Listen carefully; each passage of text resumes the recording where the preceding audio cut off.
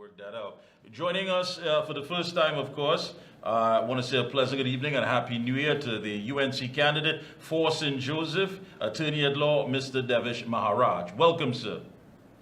Good night, Mikee, and I would like to make an immediate correction, sir. Okay. The name of the constituency is now Aranguez St. Joseph. Aranguez St. Joseph.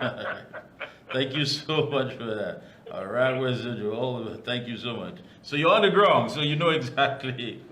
I am on the ground. As a matter of fact, we have just done some streets on the hill, as it's called. We did the Queen Street, the Charlotte Street, and we are currently outside the famous Nayabinji Bar. Oh, yes. It's a very famous spot here on St. Joseph. It's on the corner of King and Abercrombie Streets. All right. We're just walking distance of the studio, of course. We're right around the corner, as a matter of fact. So we are right here. Let me ask you, I mean, you've been making your moves around, touching the ground, speaking to the people. What stands out the most so far on the trail? Well, it's been tremendously receptive, very encouraging. I've been speaking to people from St. Joseph, a very big constituency that extends to East Grove, Valsine, Farm Road, Bamboo, Aranguez, going as far as the east, and we have my town and those places. So it's a huge geographical mass, and a lot of people, a lot of different communities, and I've been touching base with all. If you're hearing certain ambient sounds, it's because I am sitting on a famous bench outside the Nayabinji Bar. Well, just be careful. That bench has quite a history, quite a history. I know, but I am not adorned with any sort of items that may attract the attention of anyone. All right, well, so you were out and about. I guess you're winding down now. But let me ask you this first of all: who is Devish Maharaj? Oh, Devish Maharaj. What can I say? By profession, I'm an attorney at law. Been in practice for over 30 years. Practiced San Fernando, Port of Spain. Been in fairly number of fairly big cases around. Some cases and so on. On the other hand, I'm involved in a lot of charitable work, and for quite a long time, which we don't really like to talk too much of because it's sort of private. But one of the items that we have been doing for the last 8 years, me and a group of people. We have been catering to the homeless and less fortunate people in the city of Port of Spain, as far as the Queasy, where we take care of the homeless people on the streets every night for the last 8 years or so. So, my time is fairly divided between the charitable work and my professional work. So that's about it. And I ask everyone who has thrown their hat in the rings and those who have gotten the nod to go out there and bring victory. Let me ask you, I mean, you could have stayed, continued doing your work, your charitable work as the case may be. What inspired you to actually put your hat in the ring to serve? That's an exceptionally good question, Mikey. I thought that since we are able to serve a section of the community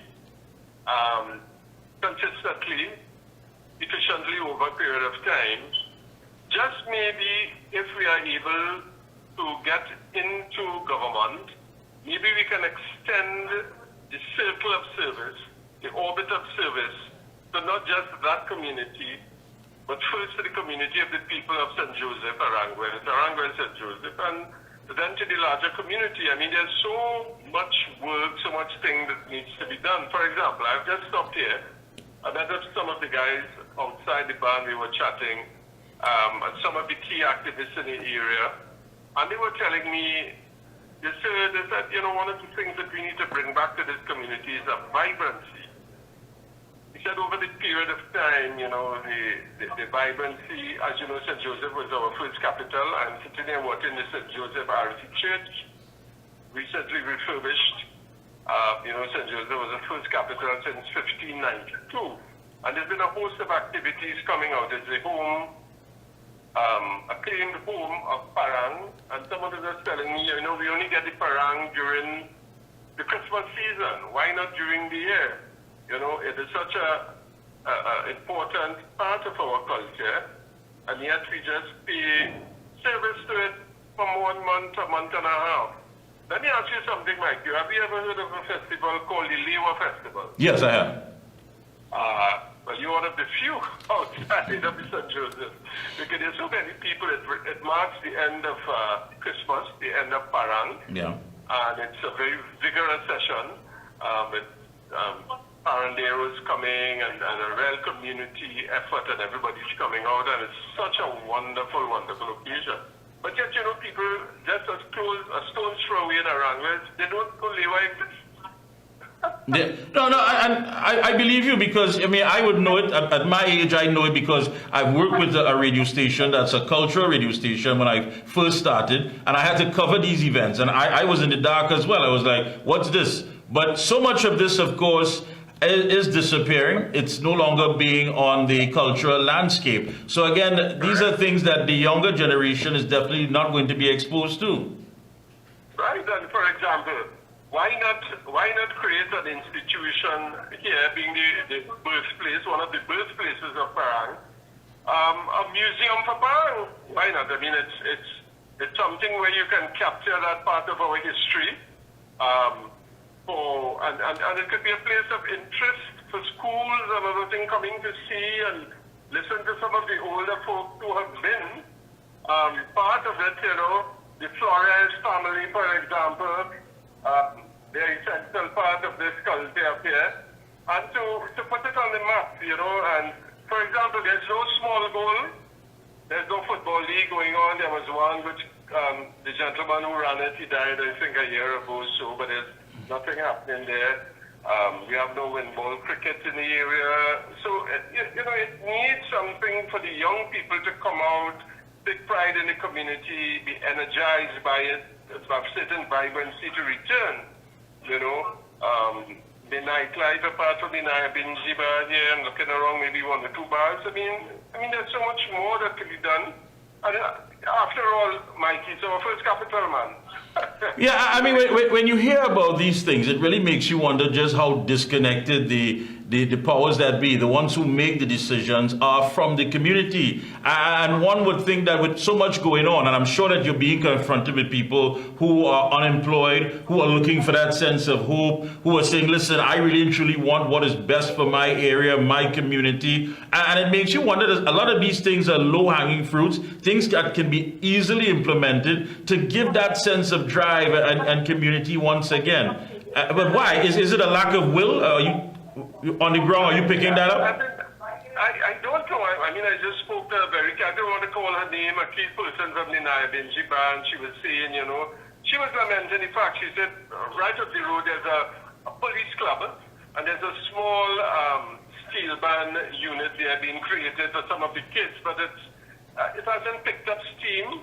I brought down somebody from the Casablanca Steel Orchestra from Belmont with me, the president, walking around and trying to find out if there's an interest, for example, in some kind of steel band home within the constituency of St. Joseph, and the people in the streets are saying yes. Let's get it. Let's go. Let's do something about it. We need something to put it back on the map. We need to put back St. Joseph on the map, so to speak, for the right reasons. Now, coming from your background, of course, at law, and taking all that is going on as far as the SOE, as far as the crime situation, we didn't get here overnight. And I know I saw you, of course, attending one of the UNC's anti-crime town hall meetings, and you made your input along with your colleague, Mr. Jack Deo Singh, who had a wonderful idea by using these bracelets, of course, able to track individuals who are out on bail, their activities and what have you. Again, it brings me back to my question. Why? Why is it? Is it just a matter of lack of vision, lack of will, or is it just a sense of not putting the people first? It could be a combination of all of these things. Of course, the bracelet is a wonderful idea, but as I was speaking to some of the residents, when you put on 250 pounds weight, it didn't come overnight. Right. it took some time to get to 250 pounds. And if you're going to shed the pounds, you don't shed it overnight. It's going to take some deliberate work, some thought to go into it. And why is it our young people are being attracted, for example, to a life of crime? Why is it? I mean, I was checking some stats from one of the guys from the 2010 to the 2015 era. When you enter secondary school, about 17,000 people, kids, children, they enter the secondary school stream. And only about 5,000 or 6,000 make it into A levels, or CAPE as we call it now. So you have about 10,000 to 11,000 children who do not make it beyond fifth form, right? And in that time, a provision was made for it. For example, in MIC would take 2,000 or 3,000. The National Skills Center will take another 1,000, 2,000. The YTEP would take it, a high program. So you made provision to provide some sort of alternative if you were not academically inclined to be engaged somehow. My understanding is, but I'm always subject to correction about it, that most of these things have been dismantled or the intake has been reduced. So what happens to a fifth form student who really doesn't make it to the sixth form? I mean, where does he go? Where does he feel no one is looking after him? Does he feel that, I have to fear for myself out there? And where does he end up? I mean, we all know what is happening out there. Almost every street that you go to, there's always some gang person in charge or head of the street or the community. And the fast money is attracting these young people. I mean, I was speaking to someone, another ex-policeman, sometime this week, and he was telling me, in some of his, when he was arresting people for crimes and so on, and he's arresting people 15, 16 years who committed crime, and they are telling him at that age, they're afraid of death. So when you have that kind of consciousness seeping into the young people, Mikee, I mean, I wish I could, tell you often, the UNC has developed a suite of activities and programs in which they're hoping to address the situation. But this, to me, is the most pressing problem we have. Our youth they're losing hope. They're finding an alternative way to live their life. They're having no big dreams. They're having no big ambitions beyond being part of a gang. And I'm wondering, when you look at the innovative index, for example, where you create, right? You rank countries throughout the world, right? Yeah. On your innovative index in terms of creation, right? We were 68 in 2008, ranked 68. And by 2013, we had dropped to 70-something. 2018, I think 80-something. And currently, 2024, we were ranked 102. So what is happening to our creativity, genius of our young people? Where is it going? What's happening? We need answers to these questions. Yeah, and that data is available, and it makes you wonder if it is that people are not monitoring the situation, if they've just simply given up on it. I mean, based on comments we've heard from those in authority, it seems as though they're waving the white flag to the criminal element. So the question has to be, now that you continue to be on the ground, as you make your connection with the community, what is Devish Maharaj going to be as an MP? What can be expected from him for the Aranguez and Joseph constituency? I want to take a page from the Honorable Irfan Ali Mohammed, the President of Guyana. I read something that he posted on his Facebook page last week. Yeah. That he doesn't make promises. He makes commitments. I want to make a commitment to the people of St. Joseph.